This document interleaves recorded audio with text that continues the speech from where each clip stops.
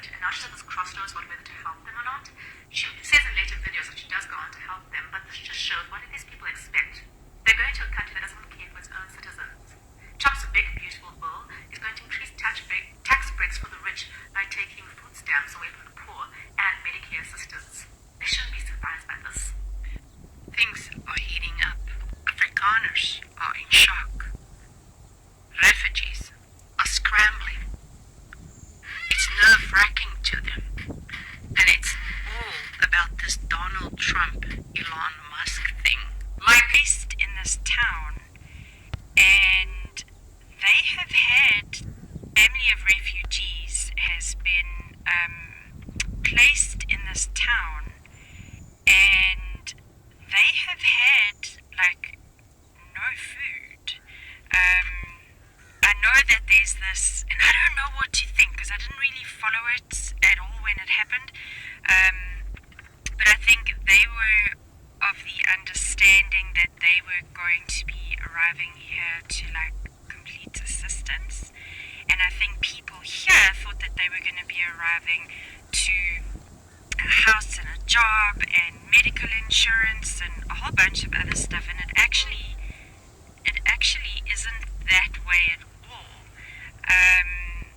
There have been like 4 adults in a hotel room with no money, no cell phone, no anything. And obviously because of the political situation, they are really struggling to get jobs, struggling. And I kind of feel like those are obvious reasons. And like the humanitarian in me, I can't ignore the fact that these people are struggling. But there's this one side of me that's like, fuck that. Myself and my husband, we went through all of the red tape and we got our visas. We were transferred here with another company. And we got our green cards and we've been here 10 years. And like we did everything the right way. And here these people, regardless of what they were promised, just came here expecting everything, and it's not what they expected it to be. And I don't think they can go back to South Africa because they've kind of given up their rights. I don't know the full story. So I've made contact with the lady. Obviously there's a lot of like PTSD from this whole thing, and I'm struggling to communicate with her, which is quite strange. And I don't even know what I'm gonna go and do there. Like there's not a lot I can do. It's not like I can get them jobs. It's not like I can. I don't know. But there's this humanitarian side of me that's like, wow, shit, people shouldn't struggle like this. But there are so many people who are struggling like this, and I feel for them. But I also feel like, wow, you want me to go just because I'm South African? I don't know. What would you do? Because nobody knows, will the refugee program be impacted about this sudden chaotic, is it the bad relationship between President Donald Trump and Elon Musk? President Trump recently took to Truth Social, calling Elon Musk a disloyal globalist and accusing him of profiting from government subsidized while pretending to be anti-establishment. In response, Elon Musk fired back on X, formerly Twitter, saying Trump is too old and too chaotic. Oh, too late. The way I actually understood it is that it all actually started when Elon Musk said that the big, beautiful bill was not a good idea, that it was overspending. And some other news agencies said, well, it was all because of the electric vehicle cut in it. So, in just essence, Musk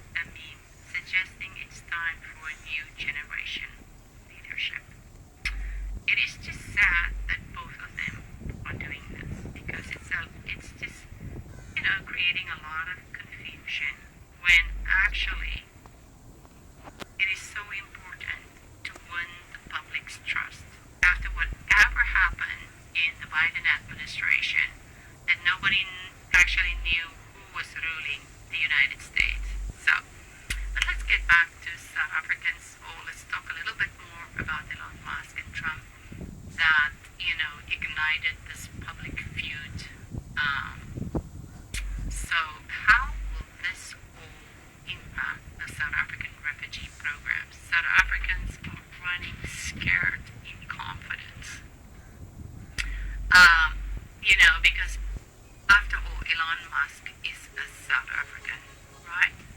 While Musk have mocked Trump's leadership and legal troubles, their clash has attracted major media attention as both hold influence over conservative and libertarian circles. I mean, they are both important. After all, Elon Musk is the richest guy in the whole entire world. That's quite a title.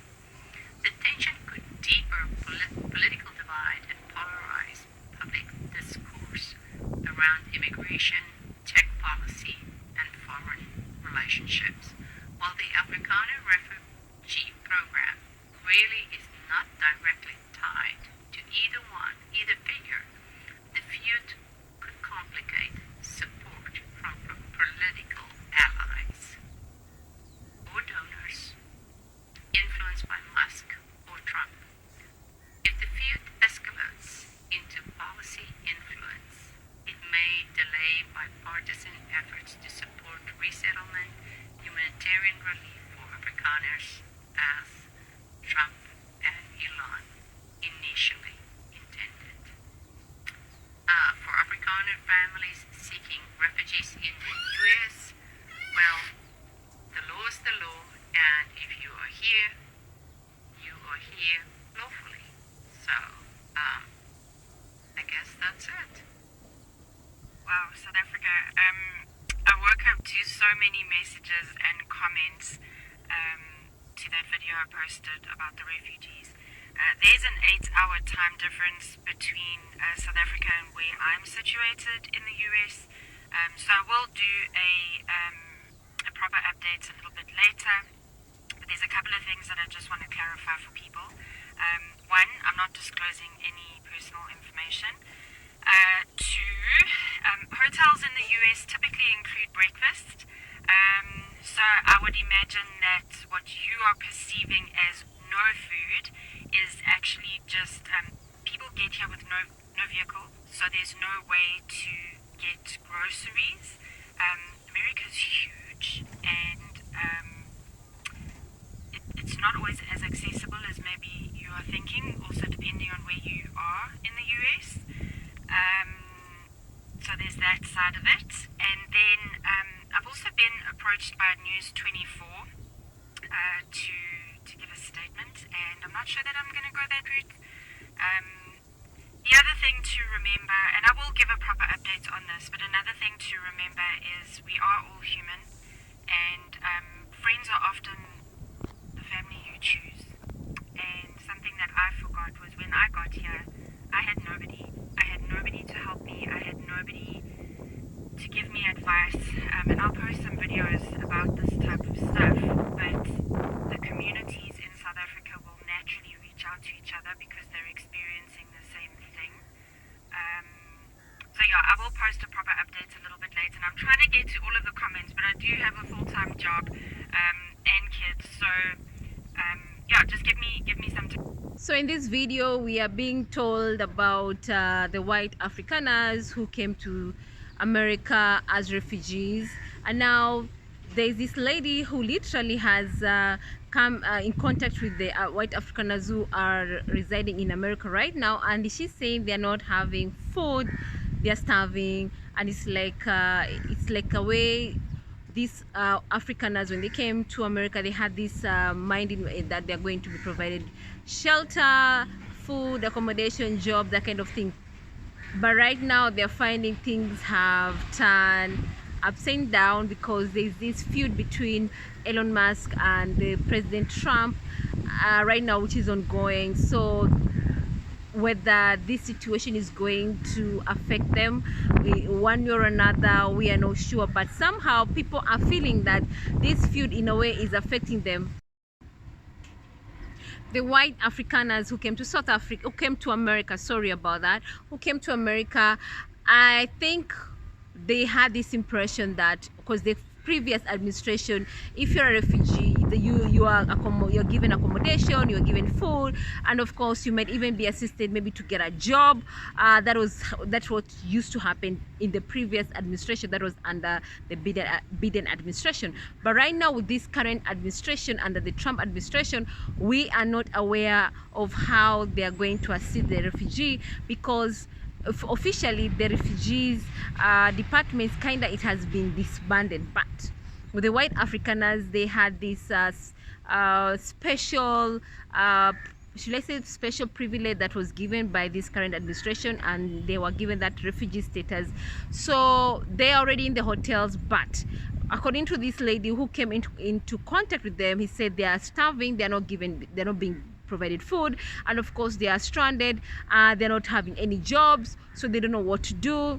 So there's a lot of that's going on that you're not sure about. But remember, the South Africans, that is the Afrikaners who came to America, they came as a result of Elon Musk, because we all know Elon Musk was originally born and bred in South Africa as an white Afrikaner. And of course he moved to America and settled in America, and now is who we know right now as Elon Musk, the billionaire. But what is happening right now is basically there's this feud that is happening. There's a breakdown of the friendship between Elon Musk and the President Trump that is ongoing, and people are wondering, will it affect these white Afrikaners coming to America as refugees? Only time will tell. No one knows exactly what's going to happen, because the current administration hasn't said anything. So the white Afrikaners who have already settled in America, are they going to be affected? No one knows. Only time will tell. But for the people who are literally in South Africa, who are looking into this situation, and they're wondering whether they should join in and become refugees as Afrikaners in America, they're looking at this situation and they're weighing in the pros and cons, wondering what's going to happen next, because we don't know the end result of this feud between Elon Musk and Donald Trump. And of course, only time will tell whether it's a win or a lose situation.